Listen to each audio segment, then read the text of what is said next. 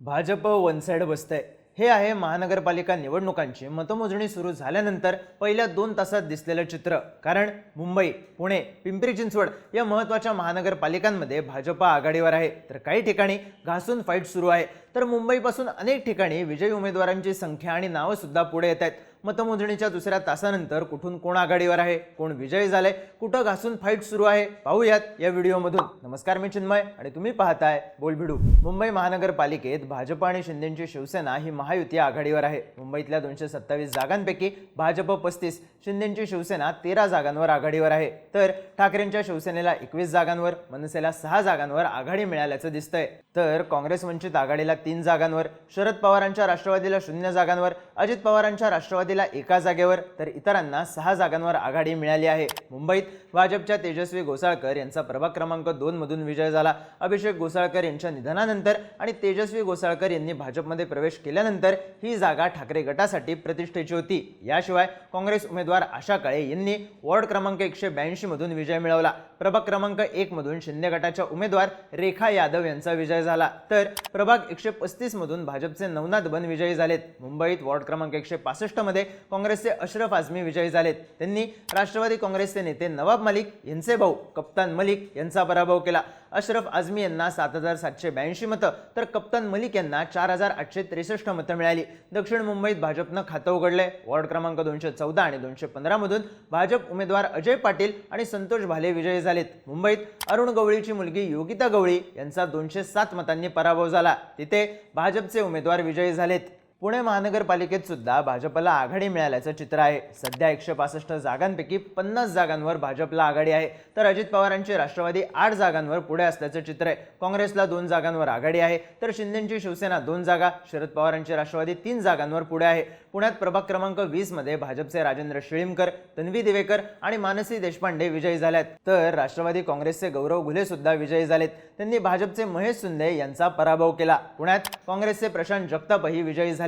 पिंपरी चिंचवड महानगरपालिकेत भाजपचा वारू उधळला असून भाजपने 50 जागांवर आघाडी घेतली आहे. इथं अजित पवारांची राष्ट्रवादी 26 जागांवर, शिंदेच्या शिवसेनेनं पिंपरी चिंचवडमध्ये 7 जागांवर, तर इतरांनी 2 जागांवर आघाडी घेतली आहे. ठाणे महानगरपालिकेत भाजप 10 जागांवर आघाडीवर आहे. तर शिंदेची शिवसेना 14 जागांवर आघाडीवर आहे. अजित पवारांची राष्ट्रवादी 3, काँग्रेस 1, शरद पवारांची राष्ट्रवादी 5, ठाकरे 3 आणि मनसे 1 जागेवर आघाडीवर आहे. ठाण्याच्या मुंब्रा भागात राष्ट्रवादी काँग्रेस पार्टीचे प्रभाग क्रमांक 10 मधले नजीब मुल्ला, पूनम माळी, वहीदा खान, सुहास देसाई मोठ्या मताधिक्यानं विजयी झालेत.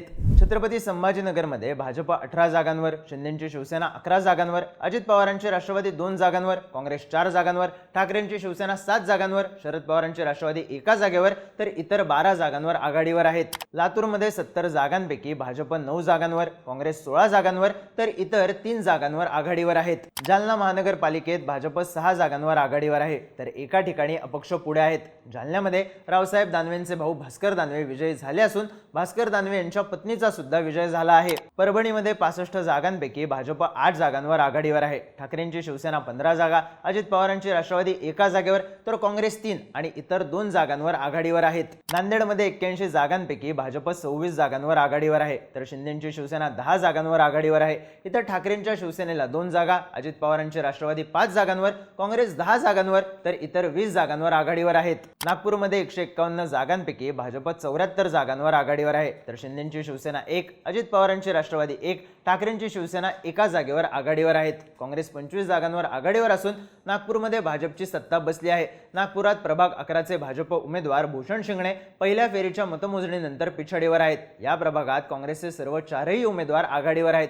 निवडणुकीदरम्यान शिंगणे यांच्यावर जीवघेणा हल्ला झाला होता. त्यानंतर मुख्यमंत्री देवेंद्र फडणवीस आणि केंद्रीय मंत्री नितीन गडकरी त्यांना भेटायला गेले होते. पण सध्या शिंगणे पिछाडीवर असल्याचं चित्र आहे. अकोल्यामध्ये 80 जागांपैकी भाजप 34 जागांवर आघाडीवर आहे. तर शिंदेची शिवसेना 4 जागांवर आघाडीवर आहे. अजित पवारांची राष्ट्रवादी 4 जागांवर, काँग्रेस 15, शरद पवारांची राष्ट्रवादी 1 जागेवर, ठाकरेंची शिवसेना 7, तर इतर 15 जागांवर आघाडीवर आहेत. अकोल्यात संघाचा बालेकिल्ला असलेल्या प्रभाग क्रमांक 3 मध्ये भाजपला धक्का बसलाय. कारण इथे भाजपच्या उमेदवाराचा पराभव झालाय. अमरावतीमध्ये 87 जागांपैकी भाजप 12 जागांवर आघाडीवर आहे. तर शिंदेची शिवसेना 2 जागांवर आघाडीवर आहे. अजित पवारांची राष्ट्रवादी 5 जागांवर, काँग्रेस 4, तर इतर 5 जागांवर आघाडीवर आहेत. अमरावतीमध्ये मुख्यमंत्री देवेंद्र फडणवीस यांना मोठा धक्का बसला, कारण मुख्यमंत्र्यांचे मामे भाऊ विवेक कलोती यांचा इथून पराभव झाला। चंद्रपूरमध्ये 66 जागांपैकी भाजप 9 जागांवर आघाडीवर आहे, तर शिंदेची शिवसेना 2 जागांवर आघाडीवर आहे। इतर ठाकरेंची शिवसेना 6 जागांवर, अजित पवारांची राष्ट्रवादी 1 जागेवर, काँग्रेस 10 तर इतर 4 जागांवर आघाडीवर आहेत। कोल्हापुरात भाजप 26, शिंदेची शिवसेना 10, अजित पवारांची राष्ट्रवादी 3 आणि काँग्रेस 27, तर ठाकरेंची शिवसेना 2 आणि इतर 1 जागेवर आघाडीवर आहेत। कोल्हापूर महानगरपालिका निवडणुकीत प्रभाग क्रमांक 9 मधून शिवसेना शिंदे गटाचे शारंगधर देशमुख विजयी झालेत। देशमुख यांचा विजय काँग्रेसच्या सतेज पाटील यांच्यासाठी मोठा धक्का मानला जातोय, कारण शारंगधर देशमुख यांनी शिंदेच्या शिवसेनेत प्रवेश केला होता। त्यांचा पराभव करण्यासाठी सतेज पाटील यांनी कंबर कसलेली, मात्र अटीतटीच्या लढतीत शारंगधर देशमुख यांनी राहुल माने यांचा पराभव केला। सांगलीमध्ये 78 पैकी 10 जागांवर भाजप, अजित पवारांची राष्ट्रवादी 3 जागांवर आघाडीवर आहे, तर काँग्रेसला 7 जागांवर आघाडी मिळाली आहे। सोलापूर महानगरपालिकेत भाजप 22 जागांवर तर काँग्रेस 2 जागांवर आघाडीवर आहे।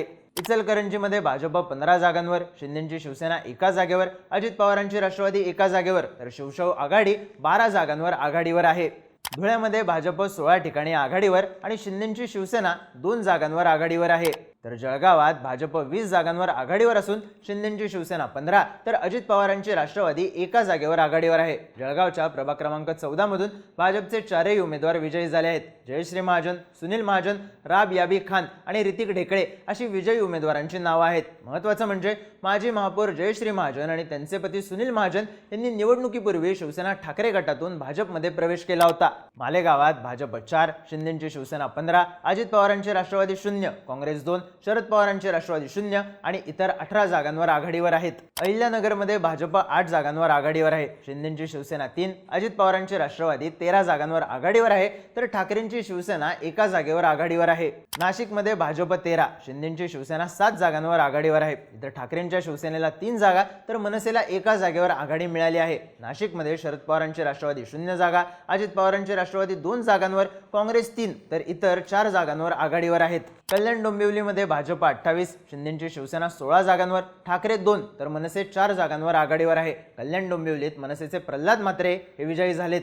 भिवंडीत 9 जागांवर भाजप आघाडीवर आहे, शिंदेची शिवसेना 4, काँग्रेस 8 तर इतर 4 जागांवर आघाडीवर आहेत। नवी मुंबई महापालिकेत 111 पैकी 32 जागांवर भाजप, 28 जागांवर शिंदेची शिवसेना आघाडीवर आहे, तर ठाकरे गट 1 जागेवर आघाडीवर आहे। इथे भाजप विरुद्ध शिंदेची शिवसेना अशी नेक टू नेक फाईट सुरू आहे। मीरा भाईंदरमध्ये भाजप 16 जागांवर आघाडीवर आहे, तर इतर पक्षांचे कल अजून हाती आलेले नाहीत। वसई विरारमध्ये भव्या आघाडीवर आहे, 115 पैकी भाजप 47 जागांवर, काँग्रेस 1 जागेवर, भव्या 65 जागांवर तर ठाकरेंच्या शिवसेनेला 2 जागांवर आघाडी मिळाल्याचं चित्र आहे। पनवेलमध्ये 78 पैकी 17 जागांवर भाजप, काँग्रेस 1 जागेवर, ठाकरे 1 जागेवर, 3 जागांवर इतरांना आघाडी मिळाल्याचं दिसतंय, तर उल्हासनगरमध्ये 5 जागांवर भाजप, 3 जागांवर शिंदेची शिवसेना आघाडीवर आहे।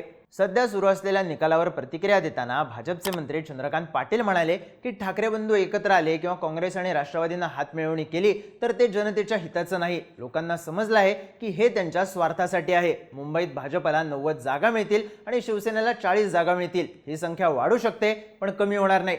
पुण्यात आम्हाला कमीत कमी 115 जागा मिळतील असा विश्वास चंद्रकांत पाटील यांनी व्यक्त केला। तर काँग्रेसचे खासदार राहुल गांधी यांनी निवडणूक आयोगावर प्रश्नचिन्ह उपस्थित केले। निवडणूक आयोगाकडून नागरिकांची दिशाभूल केली जात असल्यामुळेच आपला लोकशाहीवरचा विश्वास संपुष्टात आलाय। मतचोरी हा देशविरोधी गुन्हा आहे अशी पोस्ट राहुल गांधी यांनी केली आहे। थोडक्यात पहिल्या 2 तासात भाजपने राज्यभर आपलं वर्चस्व निर्माण करायला सुरुवात केली। नवी मुंबईत घासून फाईट सुरू आहे, तर मुंबईत ठाकरे, पुण्यात अजित पवार पिछाडीवर आहेत। 29 महानगरपालिकांच्या निवडणुकांच्या निकालाचे अपडेट्स आणि विश्लेषण पाहण्यासाठी बोलबिडूच्या YouTube चॅनलला नक्की सबस्क्राईब करा।